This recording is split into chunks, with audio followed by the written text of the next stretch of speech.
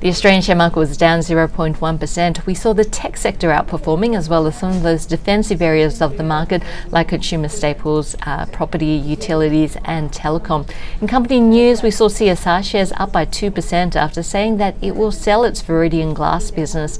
The division has been a problem for the company for a number of years. The main problem being that manufactured glass in Asia is cheaper than CSR's glass, which is manufactured here in Australia.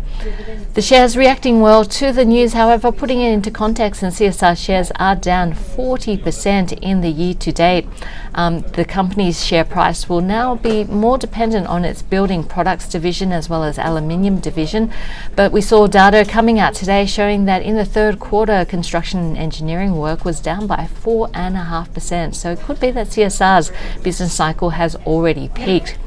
We also saw AMP shares down by 3% today, testing an all-time record low. The shares reached as low as $2.29, its all-time record low at $2.28. It comes as AMP clarifies some of its remediation provision, a $415 million provision pre-tax or $290 million post-tax, which was flagged in its first half results.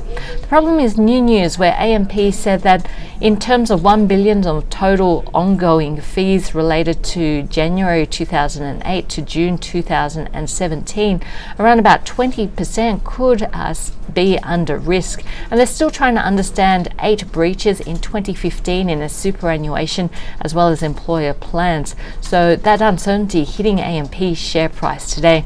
Afterpay shares had a volatile ride. At one point, it was up more than 5%. By the end of the session, it had made a loss. Having a look at what impacted on the shares, and we saw a positive impact out of ASIC's report into some of Afterpay's competitors as well as Afterpay. We also saw Afterpay's AGM.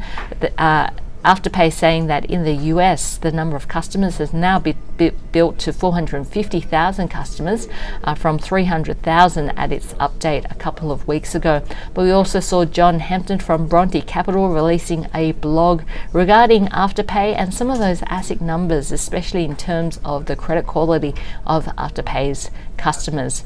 So altogether, a bit shaky on the Australian share market. We did test that 5,700 point level but managed to bounce off it, and there did seem to be a bit of stock picking and buying happening on the Aussie market.